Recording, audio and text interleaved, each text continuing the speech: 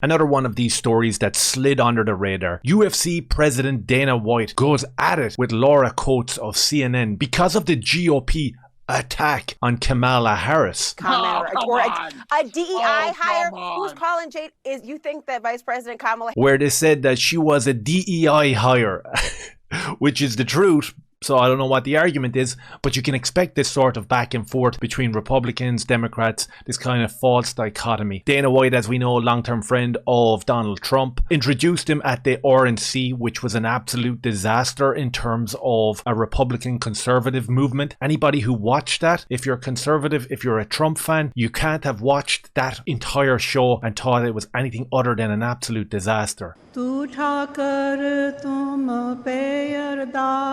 Let me hear you cheer if you support Israel. Can be miracles when you believe.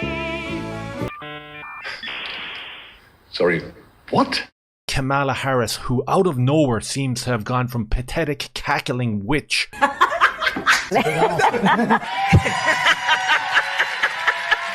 who helped fund, bail out and release all these criminals during the George Floyd riots. People seem to forget that part about her. Has gone from like a nothing burger to being a front runner. And it's not just gaslighting from woke progressive outlets that are saying that she is neck and neck with Donald Trump now and quite possibly could go on to win this presidential run. But we also have many a loud voice within the conservative movement that are not happy with the way Trump's campaign is being run, who are not happy with the appointment of JD Vance as the VP. And all of a sudden, it's starting to become more plausible that this cackling yoke might actually be the president. Let's have a listen to Dana White pushing back, because he's not really having any of this progressive, weird, dichotomous, oh, you said this, but we never said anything like that. He's not having it. Let's have a look. New head of that Democratic ticket, it's the Vice President Kamala Harris.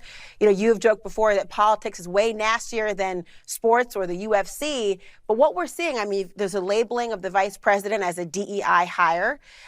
You yourself have prided yourself on giving both men and women opportunities at your organization.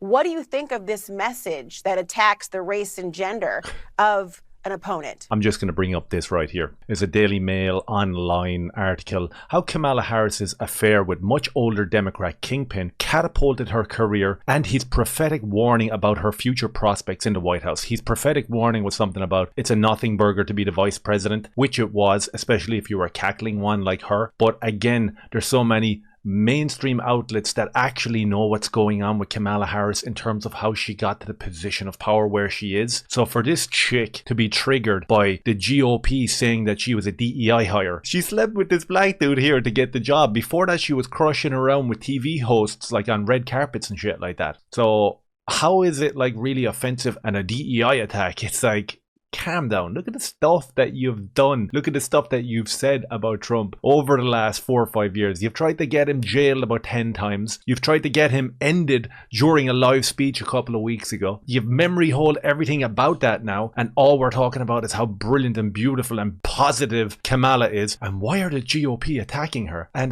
Dana doesn't like it whatsoever. He goes off on her. Yeah, I don't judge people by their politics and you know, who they vote for or any of that stuff. And listen, I don't know Kamala. She seems like she's a nice person. You know, I have nothing against her whatsoever. And like I said, I'm not political, but do I think that she is fit for the job? I do not, personally. Personally, he doesn't think that she's fit for the job, like so many other people don't, including her own Democratic Party. For the longest time, didn't think that she was fit for the job, but she is now. She is now as of last week. So take from that whatever you want. CNN are doing what they do. They're going to go to bat for like progressive nut jobs. But he's saying, I don't know her. She seems like a nice person. Now, I don't know Kamala Harris either, believe it or not, living in the west of Ireland here. But what I do know is it's very easy to find out a little bit about her. Let's have a look at this and see, can it enlighten Dana and maybe some of the viewers that don't know too much about her. Harris sending this out on X. If you're able to chip in now to the Minnesota Freedom Fund to help post bail for those protesting on the ground in Minnesota. Thanks to Harris's promotion, the group reportedly raised $35 million in just a few weeks. Darnica Floyd, charged with second-degree murder for stabbing a friend to death. And she got out of jail, too. A twice convicted, currently charged with kidnapping and assault, and he walks out too. The Freedom Fund raked in donations when it was promoted by many, including now Vice President Kamala Harris. Sean Michael Tillman, passenger on a train platform after reportedly being released from jail 3 weeks prior. All thanks to the Minnesota Freedom Fund. I often don't even look at a charge specifics when I bail someone out. The Hennepin County attorney called out the Minnesota Freedom Fund for bailing Mosley out of jail. The Minnesota Freedom Fund, which pays cash bail for low-income criminals, paid Tims's entire $10,000 bail in cash. I don't know how much of that I'm going to be able to play, but that's pretty much what she was at. Funding and boosting and promoting the Minnesota Freedom Fund, helping to bail out all these criminals. And as we saw the Jewish lad there say, most of the time I don't even look to see what sort of charges are there. We just bail them out under the orders and with the help of Kamala Harris. A 1 minute 37-second video will tell you pretty much all you need to know. One article from the Daily Mail talking about how she slept her way to the top. That's enough for me to say I don't think she's a good person, right? Surely Dana could have said that. But it's not necessarily about the policy. It's the approach to attacking one. I mean, I know that you are very well versed in what it's like to have a matchup, and people are going to go at each other for the sake of the sport and entertainment. But when it comes to attacks particularly, I mean, there was that quote from J.D. Vance, who is his running mate, talking about childless cat ladies. I mean, these are not things that are in line with enveloping perhaps women into the fold, which is something you have always stood for, you say, in your sport. Why shouldn't that be the same in politics? So again, it's not really about the policies, it's about the words that you've used to hurt her feelings. And when we do see the parental skills of her in an adoption setting, we see things like this. Hello, Mamala. I'm good, I'm just in my Bushwick apartment, being me. How's Joe? Don't put him on the phone. Hi, Joe. I don't really need to say any more than that. That's kind of what you're producing, and that's what you're capable of as the VP and as this like booming politician. No thanks. That's enough of an indictment right there to move on to the next candidate. Thank you very much. Yeah, well, listen, politics are the most disgusting, nasty. It's atrocious what is said. And the things that are being said on one side are being said on the other side too, about Trump and about his choice for vice president. It goes both ways. This isn't like, oh my God, look what's being said about Kamala. It goes both ways. They're both saying it, and like you said, it's already heated up and gotten nasty. And like you said earlier, it's only going to get nastier. That's politics. It is what it is. And it definitely goes both ways. So again, we have Dana been extremely diplomatic. He's saying that it goes both ways. If you're the interviewer there, you see that he's giving you a little bit of rope here to play with. So a normal person would actually be like, yeah, you know what? It is an atrocious game that politicians play back and forth in terms of talking shit at each other. But that's not what progressives do. That's not what liberals do. That's definitely not what CNN does, as we can see from this.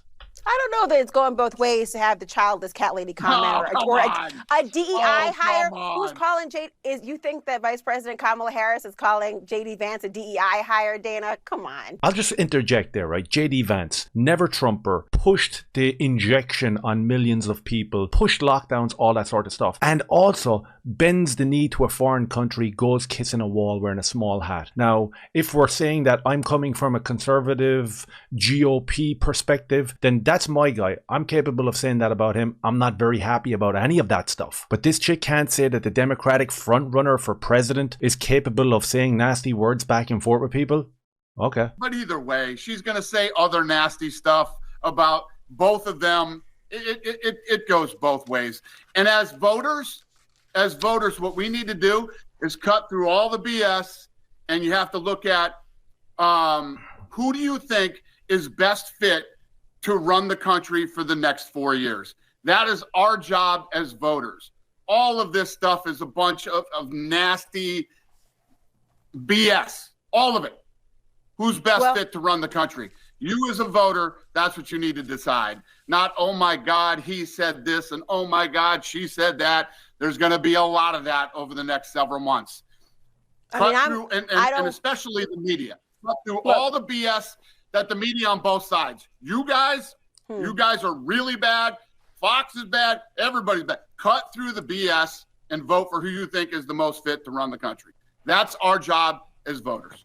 Well, look, I don't wear pearls. I don't pretend to clutch them and pretend that I'm shocked by every nasty insult that is waged against another person.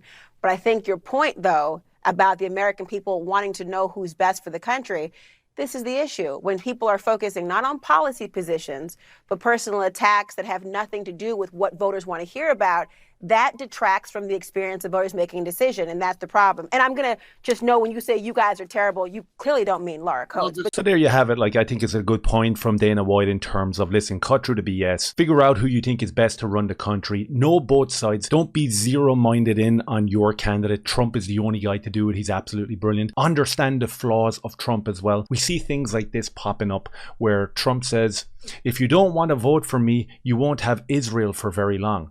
What does that mean? Why are we talking about foreign countries if you're looking to become the president of America? Why do we always have to talk about Israel? Why do we always have to talk about funding their conflicts and helping their conflicts? I don't understand it. And in the same breath, then you have things like this from the Hodgkin twins. Vote for Kamala if you want black men in prison. I think that that's trying to be funny. I think that's trying to be satirical. But in the same breath, it does play into that dichotomous garbage of, listen, she's coming up and she's going to rival him. No, he's outrunning her. He's like head and shoulders above her. Vote for who you think is best for the job. Understand the positives and the negatives from both candidates and from whoever you support yourself. Understand both of them. Think about the fundamentals of what the outcome will be if it's Trump. What will happen? You'll probably get a little tax cut. You'll get a little bit of a break. There's going to be an influx of legal migrants from foreign countries. Is that necessary for your country right now with the number of people that you have in there? Probably not. Everybody should be stopped and removed back out the door. If you get Kamala Harris, what are you going to get? You're going to get woke DEI garbage out through your ears, and you're going to get a lot of really dangerous criminals released back onto the street, and you will be gaslit about it. It's a balancing act where you put your allegiances. You got to do the research yourself and really look into your own candidate, whether it's a Republican, whether it's a Democrat, and figure it out. And I think Dana White is 100% spot on when he said that. Cut through that garbage, do the research yourself, be in the know, go out there and vote and get the job done. And I thought it was a decent interaction between a woke CNN reporter and Dana White. Let me know your thoughts down below and maybe hit like, subscribe and share if you can. I'd really appreciate that. Cheers.